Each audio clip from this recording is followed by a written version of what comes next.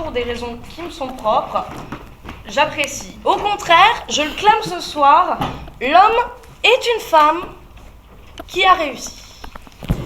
Si, mesdames, il faut se le dire, ils nous ont baisés, en tous à tous. Depuis des années, ils ont assis leur domination sur un mensonge, sur cette fable, comme quoi ils seraient différents de nous, et en tout point supérieurs. D'ailleurs, c'est bien là qu'on voit que les hommes sont des femmes, car après tout, qu'est-ce que les femmes aiment le plus? Non, pas du tout, on en a assez parlé, le pouvoir. Il n'y a qu'à voir Julie Gaillet, c'est sûrement pas le charme de François qui l'a séduit. Et deux points se sont accaparés les hommes du pouvoir, justement. Voilà donc un premier signe de notre similarité. Si la similarité semble claire, il convient de se poser la question, mais alors, qu'est-ce que les hommes ont de plus que nous, appelons-nous les sans-pénis? Une certaine lourdeur dans leur humour, je laisse Clémence se charger de vous montrer ça, un ego manipulable à souhait, et une certaine faiblesse face au décolleté. Rien de bien folichon en somme, et pourtant en brandissant le dit bout de peau, comme un sceptre, ils sont montés sur le trône. Alors quel étrange pouvoir le pénis conférerait-il? Pourquoi a-t-il permis une telle domination? Peut-être est-ce parce qu'il nous rappelle, à nous les sans-pénis, nos premières sucettes. Pour y voir plus clair, en bonne élève de prépa, j'ai mobilisé toutes mes connaissances, fait appel à ma culture générale et j'ai fait une recherche Google sur ce bout de peau en trop. Je vous passe le nombre d'articles que j'ai pu trouver sur la circoncision, même si cela pourrait amener à une toute autre vision du sujet, n'est-ce pas, Mathieu? Mais je n'en suis pas sortie plus éclairée. Ainsi donc, puisqu'il semble évident que Ève ayant été faite à l'image d'Adam, nous ne sommes pas si différents, c'est donc le pénis qui vous hisse au-dessus de la vis dans lequel la femme erre. Et pourtant, soyons réalistes, mesdames, messieurs, une fois son usage principal et disons ludique terminé, le pénis est, tel l'albatros de Charles Baudelaire, je cite, « Ce voyageur ailé, comme il est gauche et veule, lui naguère si beau qu'il est comique et laid. » Vient du sud. Ne nous méprenons pas, messieurs, j'aurais adoré avoir un pénis. Ne serait-ce que pour faire l'hélicoptère. Si, soyons francs, l'objet semble amusant. Quoi qu'il en soit, si le mystère reste entier sur le pourquoi, on est fixé sur le comment, c'est le pénis seul qui fait de l'homme ce qu'il est. D'aucuns se récrieront, mais enfin, l'homme a ses particularités, on ne peut le réduire à une simple femme munie d'une tireuse à bière sans vouloir repousser monsieur le jury. Eh bien non. Et pourtant j'ai cherché, je vous assure, j'ai fouillé dans les références les plus illustres de ma faible culture, ceux qui faisaient de l'homme un être unique en son genre. J'ai regardé les Rocky et les 3 Expendables. Je vous rassure, puisque j'avais choisi de me concentrer sur les phases de dialogue, ça m'a pris 20 minutes. Mais non, rien. Les problématiques d'amitié, d'amour, de sexe sont les mêmes que celles des femmes. Et même ici à l'essai, comme vous, messieurs, on a connu des râteaux douloureux entre deux pattes dansophoïs. On s'est paré de nos plus beaux atours pour aller à la chasse au shop et, voire pire, on a pris des décisions peu raisonnées qui nous ont guidés dans des draps inconnus et malheureusement pour nous, souillés. Ainsi, le jeune homme qui, fraîchement sorti de sa prépa parisienne, s'interroge histoire du regard, complexité des décisions, foïs ou apéro à la raise, brune ou blonde, bibillet ou intelligente. Eh bien, il n'est pas si loin de la jeune provinciale perdue, qui se demande, elle, ski club ou BDS, culotte ou string, avalé ou pas. Les mêmes questions, les mêmes doutes, les mêmes peurs, mais pas le même corps. En un mot, à quelques centimètres près, ça dépend du modèle, vous êtes des femmes. Alors messieurs, réconcilions-nous car nous voulons des femmes lacues. En effet, je me dois de conclure suavement, car nous autres, les sans-pénis, avons besoin de vous.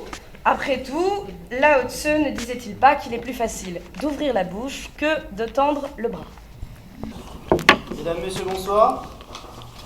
On m'a demandé dimanche soir si l'homme était une femme avec un bout de peau en trop. Et je dois dire que cette question m'a interloqué. Dès le commencement, cette phrase m'a choqué. L'homme est-il une femme?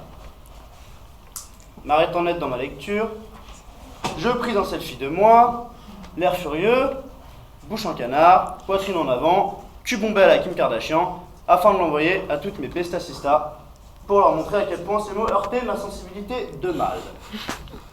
Puis je continuais ma lecture avec un bout de peau en trop.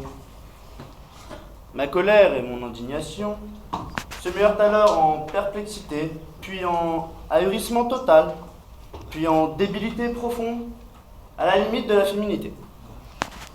En effet, mes amis, combien de femmes sont déjà des femmes avec quelques bouts de peau en trop?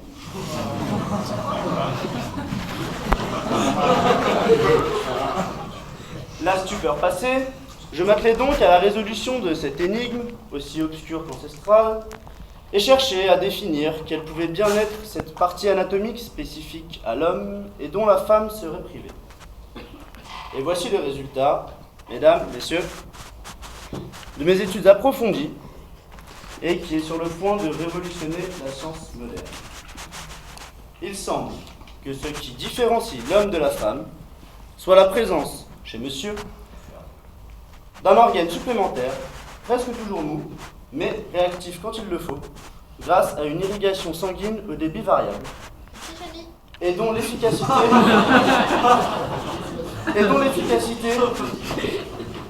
dépend bien davantage de la manière de l'utiliser que de la taille du dit organe. Je veux bien évidemment parler du cerveau, dont la femme compense généralement l'absence par un moyen pervers, mais néanmoins astucieux, que nous allons tenter d'analyser ensemble si vous le voulez bien. Voici donc venu le moment que vous attendez toutes, mesdames, et apparemment toi aussi Gwenaëlle et surtout toi Lina. Ah, c'est fini? Où j'aborde le rapport extrêmement féminin, dirons-nous, que vous entretenez avec votre pénis. Avant de vous donner des envies d'émasculation, j'aimerais toutefois préciser que je comprends sincèrement les normes complexes qui vous habitent. Je comprends et je compatis. Oh, bien sûr, vous en êtes réduite à énoncer des stupidités, des féminités, tournant très souvent autour du sacro-saint. Vous les mecs, vous pensez avec votre bite. Parfait exemple, s'il en est, de la compensation typiquement féminine évoquée précédemment. Vous savez, tout comme nous, que nous pensons avec notre cerveau, comme nous savons, tout comme vous, que vous ne pensez pas. Néanmoins, loin d'admettre cette différence, qui ne fait pas de vous des êtres inférieurs, bien au contraire, des êtres simplement différents. Vous préférez affirmer contre toute vraisemblance que nous pensons avec notre sexe, alors que physiquement, il passe quand même plus de temps dans votre tête que dans la nôtre. Non, mesdames, si je compatis, c'est que je sais que cette attitude autodestructrice que vous adoptez et qui vous pousse à vouloir sans cesse nous imiter en vain n'est pas de votre faute. Elle est de notre faute à nous, les hommes. Ne sommes-nous pas fautifs si notre réussite professionnelle vous pousse à travailler également pour 30% de moins, alors que vous seriez bien mieux à la maison? Ne sommes-nous pas fautifs si notre capacité à toujours compter sur nous-mêmes vous pousse, vous aussi, à compter toujours sur nous-mêmes? Ne sommes-nous pas fautifs si notre tendance à séduire à gauche, à droite nous fait passer pour des donjons et vous pousse à séduire à gauche, à droite et vous fait passer pour des salopes? Néanmoins, cette indélicatesse n'excuse pas tout.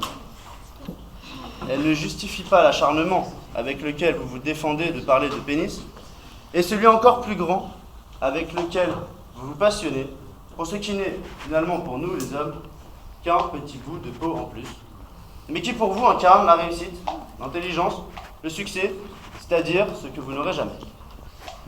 S'il semble donc évident qu'un homme possède un pénis et une femme non, ce petit bout de peau est en fin de compte la plus insignifiante des choses qui font la différence entre vous, mesdames, et nous. Et d'ailleurs, avant votre première rencontre sexuelle avec l'un d'entre nous, vous aussi, vous aviez un petit bout de peau en trop.